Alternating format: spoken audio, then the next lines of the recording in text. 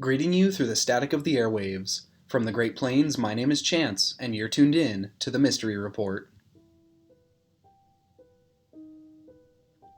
Despite the many scientific advancements humans have made over the last few centuries, it can safely be said that there are still a tremendous amount of things we do not understand about the world around us.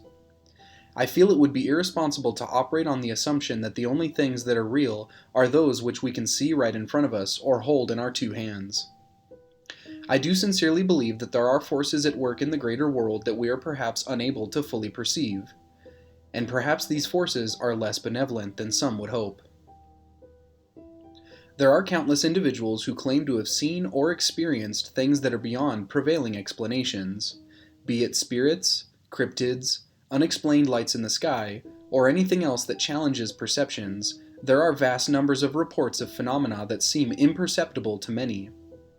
But witnesses of such events swear that what they report is the truth.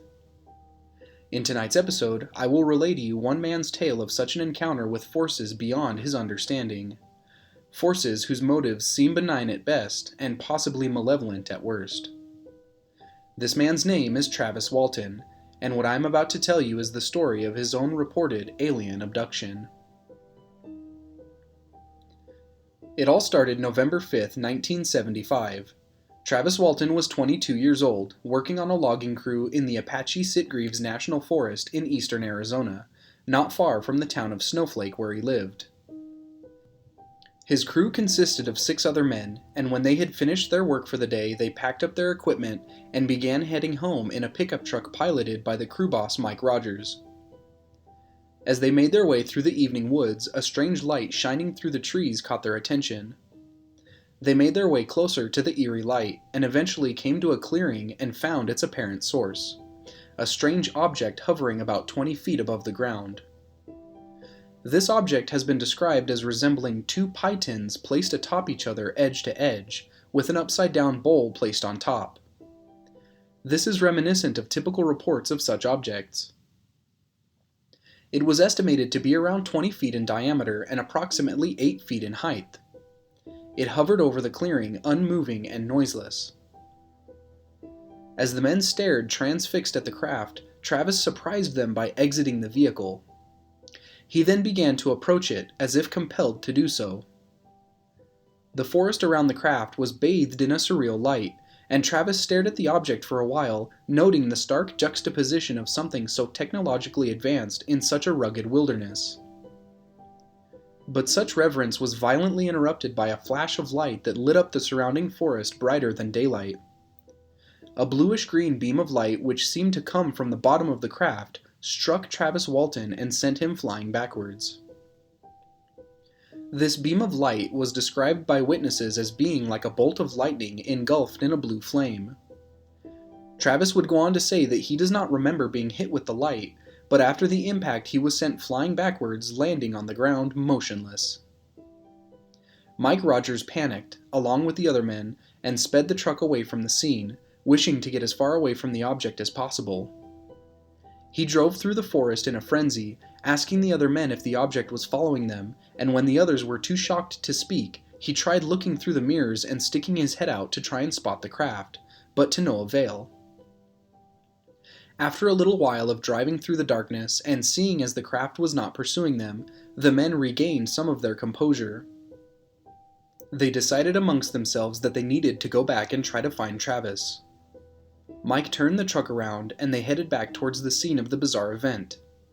When they returned to the clearing, they initially remained in the truck and tried to scan the area for signs of Travis in the beams of the headlights. This proved to be inadequate, and the men mustered up their courage and exited the vehicle to try a more thorough search on foot. The men searched as best they could for their comrade, evidently with only the light from the truck's beams to assist them.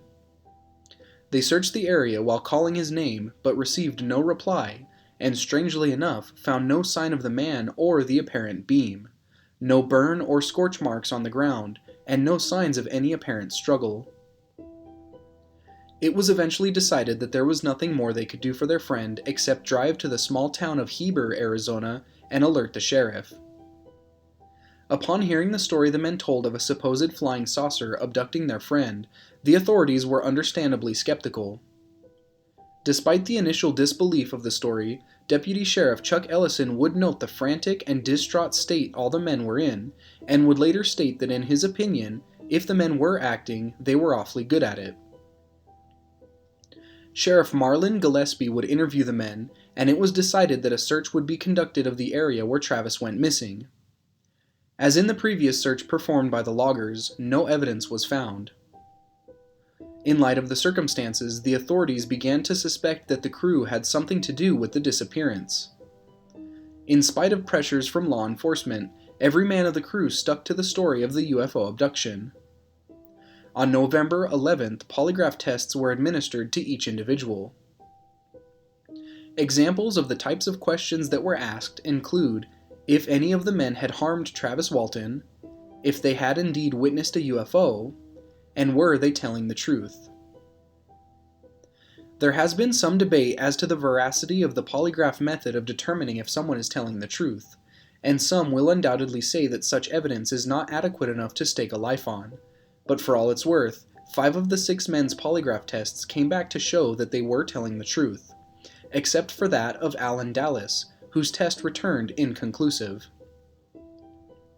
After the tests were completed, the man administering them, Cy Gilson, concluded that as far as his evidence showed, each man had seen what they believed to be an unidentified flying object, and Travis Walton had not been injured or murdered by any of the men present. But again, it should be noted that the science behind polygraph tests is debated, so you will have to come to your own conclusion as to what such revelations really meant for the case. Meanwhile, authorities were conducting a thorough search of the Apache Sitgreaves National Forest with the assistance of scent dogs and helicopters. However, these efforts would yield absolutely no evidence as to the whereabouts of Travis Walton. During the evening hours of November 12th, a telephone call would be placed to Travis's sister's home in Snowflake, having been answered by her husband, Grant Neff. On the other line was a raspy voice claiming to be none other than Travis Walton. Although skeptical at first, Grant would heed the caller's instructions to come and retrieve him from the local gas station in Heber, about 30 miles away via Highway 277. Upon arriving at the Exxon station in Heber, Grant Neff and Travis's brother Dwayne Walton indeed found the man who had been missing. Travis was reported to be in a disheveled state, wearing the same clothes as when he disappeared, noticeably thinner, and with several days' worth of beard stubble. He was upset, apparently speaking frantically about things the 2 men could not understand. Later on, Travis would be given medical attention, at which time it was noted that he was suffering from dehydration, and a strange puncture mark was found on his right arm. Further examination would conclude that there had been no intoxicants in his system, and when Travis was later polygraphed about his experiences, he would also be found to have been telling the truth about being taken by a UFO. In the immediate aftermath of the event, Travis Walton would speak little about his experience, yet in spite of this, the details would be leaked to the media, and a frenzy of news attention would be brought to him. Eventually, he would be placed under regressive hypnosis, a rather divisive form of psychiatric treatment that is used to recover lost or fragmented memories from individuals who have experienced some form of trauma. As with polygraph technology, the effectiveness and veracity of hypnosis has been debated. Nevertheless, while in the hypnotic trance, Travis would relay the tale of his purported alien abduction.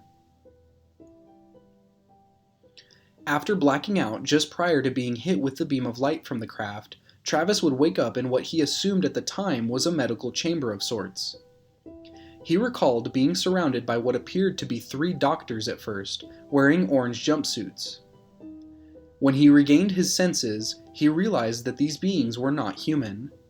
He would describe them in a similar way to what would become known as gray aliens, creatures under 5 feet tall with abnormally proportioned heads and eyes, and small mouths with almost no nose. He also stated that none of the creatures attempted to communicate with him or each other. The beings were apparently attempting some sort of examination on Travis, and in a fearful panic he leapt from the table and reportedly struck one of the creatures with his hand. He would describe them as feeling markedly different from humans, not as solid and having much less mass. The creature would apparently be thrusted quite far backwards from the impact. After this, Travis grabbed an indeterminate object from a table, something akin to a glass cylinder, and motioned with it in a threatening manner to attempt to defend himself. The beings would leave the room, and afterwards he would also exit in an attempt to escape whatever location he was in. He described himself walking out of the room and through a hallway, and eventually passing through a threshold into a larger room with a chair in the middle. The room has been described as resembling a sort of planetarium. After a bit more exploration, Travis Walton would encounter several individuals that looked as though they were human. He attempted to ask them questions, yet as with the previous entities clad in orange, these supposed humans did not make any effort to communicate. Instead, they led Travis to another table where they fitted him with what resembled an oxygen mask, and once again he blacked out. Travis would go on to state that his next memory after losing consciousness in the craft was waking up near the gas station in Heber. After coming to, he purportedly witnessed the craft flying away. In the years since 1975, Travis Walton would share the details of his experiences through written works as well as interviews. Countless individuals have levied harsh skepticism at Travis, claiming the abduction was fabricated in order to capitalize off of the media attention and the publishing of the story. Some suspicion has been given towards the actual logging job the crew was working at the time. Mike Rogers had seemingly bit off more than he could chew when bidding for the contract with the Forestry Service, and did not have an adequate number of employees to perform the job by the deadline that had been set. While this may not seem as a tremendous issue, failure to complete the job on time would have resulted in Rogers being fined $2,500 and would likely disqualify him from bidding on future Forestry Service jobs. Rogers had filed a request for an extension of the original deadline, with the new one coincidentally being set for November 10th.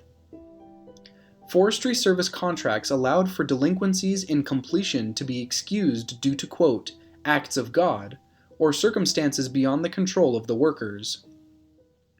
This clause would evidently be used by Mike Rogers to avoid any repercussions from failing to complete the work on time. Understandably, some individuals have pointed to this set of circumstances as being highly suspect, the implication being that the purported UFO abduction was a fabricated event set in motion for the purpose of circumventing the negative ramifications of failing to complete the contract. None but those present on that fateful evening, November 5th, 1975, will ever really be able to say they know the full truth. It is important to note that Travis Walton has maintained that his report of abduction at the hands of extraterrestrial beings is no fabrication, even as we are nearing 50 years since it purportedly happened. It's up to you to decide whether or not you believe. I would encourage you to further research the topic and perhaps delve into the first-hand account from the pen of Travis Walton himself. We now come to the end of tonight's episode. I would like to sincerely thank you for joining me here on the Mystery Report, and hope you will tune in to our next episode. I would like to mention that while researching tonight's topic, I did run into some conflicting dates in some of my sources, and have opted to use the dates that came from the writings of Travis Walton himself. Other details were consistent throughout the sources.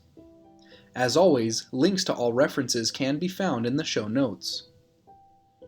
Also in the show notes are links to our social media pages. Please like and follow the Mystery Report in order to help the show grow and stay up to date on our posting schedule.